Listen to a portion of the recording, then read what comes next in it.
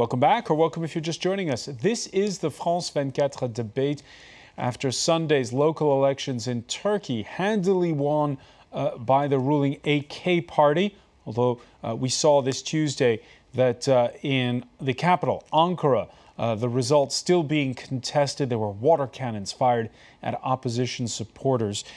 We are talking about it from Ankara, Galip DALAY, political research at the SETA think tank. Thank you for being back with us, as well as Sohrab AHMARI, editorial page writer for the Wall Street Journal Europe, just back from Istanbul. Here in the studio, Kendal, NEZAN, president of the Kurdish Institute in Paris, and Ali KAZANCIGIL, political analyst and the author of Turkey from One Revolution to Another. In the run-up to the elections, Erdogan crisscrossing the entire country, like in the Kurdish stronghold of Diyarbakir, where the AKP has its supporters. In my dreams, I see him and I kiss his hands. He doesn't appear in anyone's dreams, you know. I feel truly blessed. Kendal, NEZAN, what's very interesting was the AKP was present throughout the country, including in Kurdish-speaking areas. Yeah, that's true. AKP is the only political party in Turkey which is present throughout the country. The other parties are locally planted, like Republicans People Party in the westernized side of Turkey and the far-right party in central Anatolia. But AKP is present everywhere. Why in Kurdistan? Because the Kurdish voters are divided between modernist, pro-Kurdish, peace and democracy party, and the conservative voters would vote rather for AKP. They are religious. They have their Kurdish identity, but in the recent years, AKP has also promoted some Kurdish cultural rights in the area. For instance, the use of the Kurdish language is not anymore banned in the electoral meetings, which was totally banned. And it's gone beyond that, since, of course, there's the current peace talks that are going on with this imprisoned leader. Exactly. So it is a process. It has started, but it was the first step in the whole history of the Turkish Republic, apart from President Özal's attempt in 1993, and which was unfortunately failed due to his death or assassination, whatever happened to him. And so it is a serious process. So when Kurds see what's going on over in Ankara and Istanbul, when they see the graft probe, the ban on Twitter, all of the political heat that's going on inside, all the way over there in the west of Turkey, when they see that going on, do they still say to themselves, Erdogan's our best bet for a lasting deal? Because there is no another alternative, because they have tried already. I remember in the 70s, for instance, Republicans People Party with Ecevit was the first party in the Kurdish areas, and they didn't deliver their promises.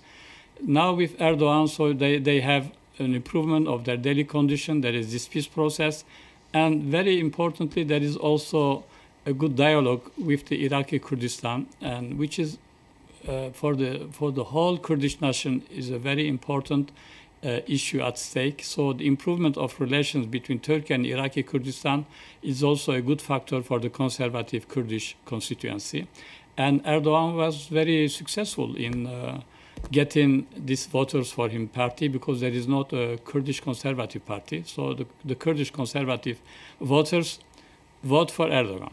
Sohrab AHMARI, this again broaches the question that you addressed in the piece you penned for the Wall Street Journal. Is there an alternative to Erdogan? Not that I can see in the foreseeable future. You know, you have the youth whom I wrote about in the piece today. These are typically westernized youth in Ankara, in Istanbul, and Izmir, who are educated. They look to Europe. They want to retain Turkey's ties to Europe, and they want to retain the secular tradition that Ataturk established. But unfortunately, they can't find a voice within the current opposition parties that exist, which are weak. Their leadership tend to be crusty. Their agenda, to the extent that they have a serious agenda, harkens back to socialism and other ideologies that don't really play well in contemporary Turkey. In the meanwhile, you have Mr. Erdogan imposing what political scientists call non-competitive or semi-competitive democracy on Turkey. What does this mean? It means that if you were to check a box that says, is Turkey a democracy, you would still check the box. It has the trappings of elections, it has formal opposition parties, but the institutions that usually protect democracy and ensure that it's in fact competitive and liberal have been hollowed out. And the state is the apparatus of one party, namely the AKP, and you don't have an independent judiciary. You're hollowing out the independent press. The police are an apparatus of the ruling party. And unless the opposition can put forward a serious alternative going forward that has a contemporary, growth-oriented, jobs-oriented agenda that will appeal to the average voter and that is inclusive of the more pious voters in Turkey, then this process will go forward, and Mr. Erdogan has the instincts of a Hugo Chavez or a Huey Long with a hint of Ayatollah Khomeini, and that's a really dangerous and powerful combination. And he has the potential to stay in power for a very long time. All right. As one viewer quoting a taxi driver saying all Turkish politicians are thieves, at least with Erdogan we get something back. Galip, DALAY, I want your reaction to what Sohrab just said about a hollowed out democracy, the nation that jails the most journalists, the new curbs on internet freedom, the attempt to ban Twitter and YouTube. Is Turkey less and less of a democracy? Well, I think we should start by asking a very simple question. I mean, AK Party came to power on the platform of more democracy and economic prosperity, and that's how it got elected in 2002. And it got the vote of people who were for more democratic Turkey and who were for more prosperous Turkey. And more or less, since then, AK Party has only added more people to its voter base. So unless we do expect a dramatic change from the social base of AK Party, who previously voted for more economic progress and democratic progress, if we don't think that there is a dramatic shift in the sociology of these people, then I think like this analysis, the recent analysis of Turkey going authoritarian, and somehow the people who previously voted for more economic progress and more democratic rights voting for this authoritarian style, I think like it seems to me like it's a very baseless argument. I do see like I do see so many stumbling blocks on the way to democracy in Turkey, and the media, for sure, the media is not the Turkish performance vis-a-vis the media is not the best one, and unfortunately, Turkey has never had a good media performance, historically speaking. When you say that the whole media is under Erdogan's control, but I think that's a very overstatement. We also know almost 75 and 80% of the media in Turkey is highly critical of the current government. Just go to a coffee shop media in Turkey from what we've seen and get 3 or 4 newspapers and just take a look at their headlines rather than going into their content. So I do see there is some very worrying developments, but overall trend of the Turkey will be dependent on what kind of Turkey does Turkish people want to have. And I don't think so that the people who voted for the AK Party in order to bring Turkey in line with Europe, the people who voted for the AK Party in order to make Turkey richer and more democratic has changed their mind and now prefers to go to like an authoritarian style. So, I mean, politically, such an analysis seems to be quite shallow. Ali KAZANCIGIL, do you agree with that? No, I can't agree, because I mean, those who voted for AKP wanted, indeed, economic development, more freedom, more democracy.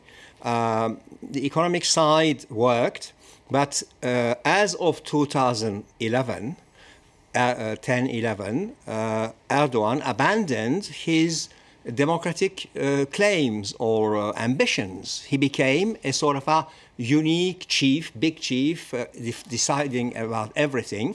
And he didn't need to do this because he had the power, the majority, and he could have carried on as it was in between 2002 and 2010-11.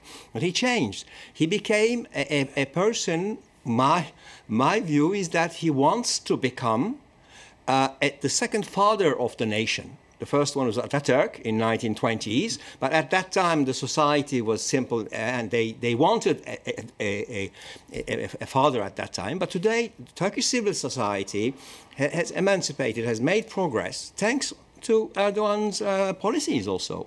And this society will never accept an authoritarian, an autocratic person deciding about everything, about urban projects in Istanbul and foreign policy and everything.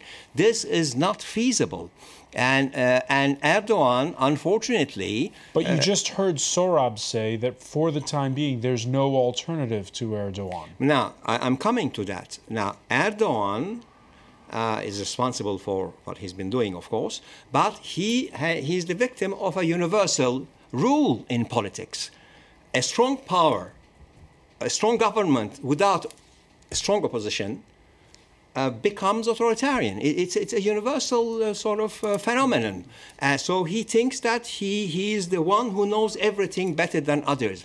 And the real problem of the Turkey, the Turkish democracy, is the fact that, first of all, the rule of law has always been weak, and now Erdogan has destroyed whatever it remained from it, l'état de droit, as they say in French, Rechtsstaat in German, and the democracy is, as it were, loop-sided because you have a very strong government on the conservative side, and you have nobody on the center of the left, I mean, nothing serious, or more to the left. And therefore, this imbalance is the real problem in Turkey. And those who protest in the streets do not have, unfortunately, a serious, credible political expression. All right, on Twitter, this reaction, the violation of freedom of expression and democratic principles occurred because the government fears its own shadow. Sohrab, what's the takeaway you have coming back from Turkey?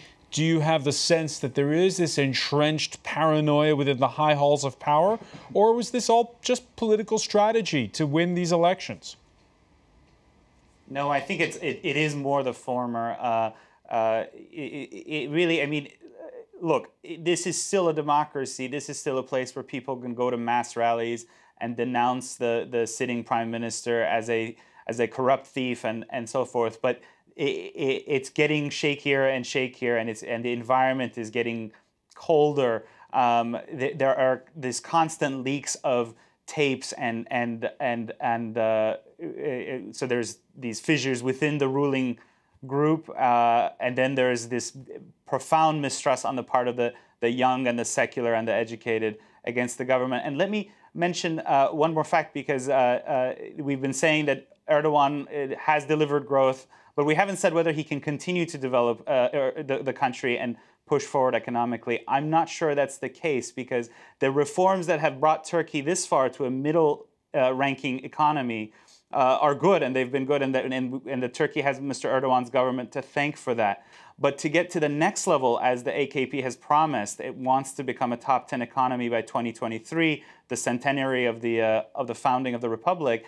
It needs additional liberal reforms in intellectual property, in bankruptcy law, to make it more likely for entrepreneurs to be able to make mistakes and not have to pay for the rest of their lives.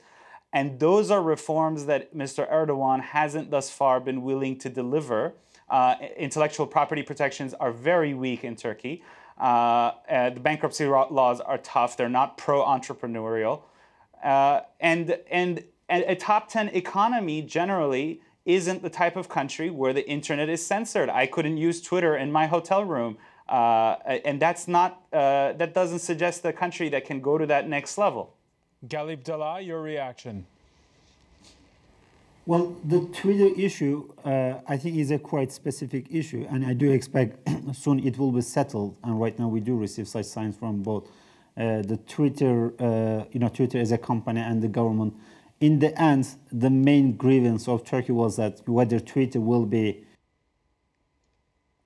Oh dear, we seem to have lost the connection there. It's not censorship on our part, that's for sure. Let's try to get that back with Ankara and Galip, DALAY as quick as we can. There's been reactions since the poll on Sunday. A European Commission spokesperson pointing to what she called worrying developments over the past 3 months.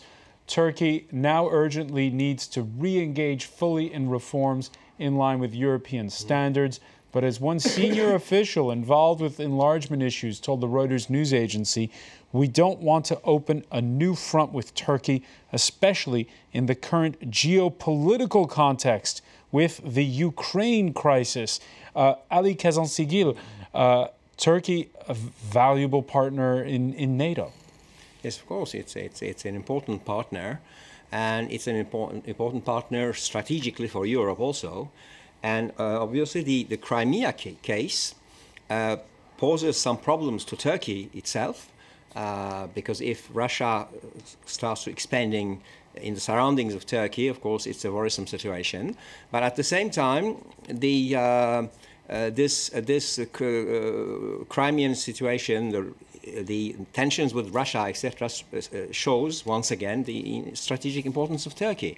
So it's a very, very important partner for NATO, and it could be if Europe has in the future a strategic vision and action, it could become also a very important partner for Europe. All right, let's go back now to Galip, DALAY. Apologies for the technical issues we had with the link with Ankara. Galip, DALAY, we're talking about Turkey inevitably perhaps being drawn closer to Europe. But if we pick up on the point that was made about the problems right now with rule of law, the purge of the judiciary that has happened with a reform there after this graft scandal, doesn't look like Turkey is going in that direction. Well, I think the context after the December 17 was a very poisonous. The climate in Turkey was very poisonous. And unfortunately, I do agree that the rule of law was one of the first casualties of this struggle. Because we discovered, and it was already a very widely shared belief among the people, but the government side also came to this conclusion after the graft probe, that there is a very unique group called the Gülenist movement within the bureaucracy, within the police, and basically taking the steps with their interests and their goals in the background, not like the public ones.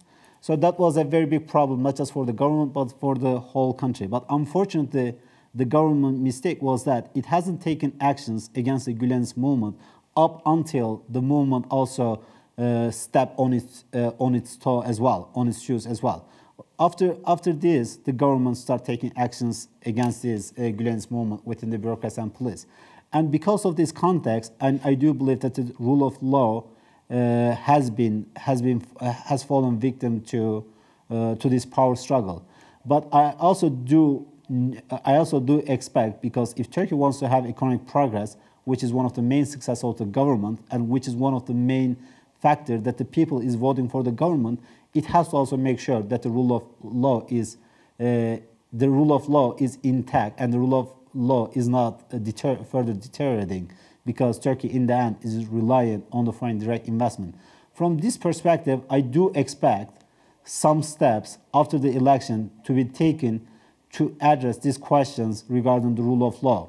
And one of these might be to do more in order to open some of the chapters with the European Union. But it doesn't sound like it when we heard at the beginning of the program the Prime Minister saying he's going to chase his enemies in their lair. It doesn't sound like reforming justice in such a way that there's more checks and balances is high on his agenda right now. Well, I always, like as a political analyst, I always, when I analyze Turkey, I always make distinction between this and discourse. And I always give the example of Kurdish issue. I mean, Prime Minister Erdogan, before he started the historical step of negotiation with the Kurdish side, only months before that, he was talking about even executing the leader of PKK, Abdullah Öcalan. He was talking about going after the BDP, like pro-Kurdish MPs. But only we only discovered a month later that Turkey is Turkey is moving to the next level in the Kurdish peace process.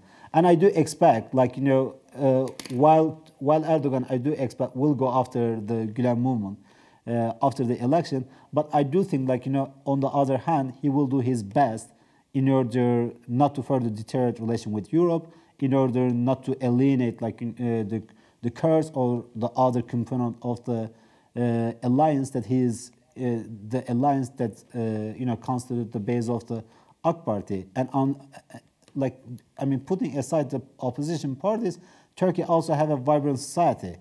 Any further going back will also create another backlash from the streets.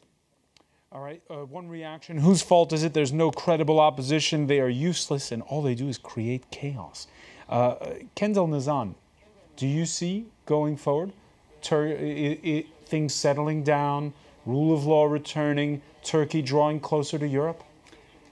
Unfortunately, I cannot be optimistic to that point. But I am optimistic for another reason, which is there is a very vibrant civilian society in Turkey. And I think in a few years, the new generation will prepare an alternative. If we had this debate, let's say in 2000, nobody will predict that there will be a AKP, democratic, liberal alternative in Turkey. But after the whole turmoil of the 90s, there was this alternative which was prepared. So there will be an alternative in the coming years or decades. In Kurdistan, in the Kurdish area, there is already an alternative because the Kurdish Peace and Democracy Party was able to get almost all the municipalities or the town halls of Kurdistan. And among them, there are 20 women elected as mayor of the major cities, which is very important for the case of the women liberation. So the opposition is there. They're preparing the alternative, but it will take time. And I think the young people demonstrating in the streets of Istanbul or Ankara or Izmir will understand also they have nothing to hope from the existing Republican People's Party or the National Action Party. So they will prepare their own movement. It will take time, but in 10, 15 years, we will have another alternative. For the time being, if there is no checks and balances, we cannot only rely on Erdogan's goodwill to improve the situation of freedom, of democracy. I think we need also some pressures coming from the European Union, which is a very important player on that issue. All right, Sohrab AHMARI, coming back from Istanbul, very briefly, do you share Kendal's short-term pessimism and long-term optimism? I do, and I think he's extremely right in terms of what Turkey's allies can do. In the meanwhile, as Turkish civil society begins to get its bearings and possibly organize new parties and new leaders can emerge. In the meanwhile, the United States, the European Union, as Turkey's allies, and before Turkey can go further down the road of authoritarianism, need to put the right kinds of pressure on Mr. Erdogan and his AKP. Among the things they can do is when Twitter gets banned, the United States, the White House, needs to respond strongly than it did. When the new internet law was passed, the United States State Department in response merely said, we refer to the OSCE's reaction to this issue. That was the gist of what they said. And that's not enough. The wording has to be stronger, is what you're saying. Yeah. It's an issue we're going to pick up on. I want to thank you, Sohrab AHMARI, for joining us from London. I want to thank Galip DALAY for being with us from Ankara, and here in the studio, Kendal and Ali KAZANCIGIL. Thank you for joining us here and for all your reactions on Facebook and Twitter in the France 24 debate.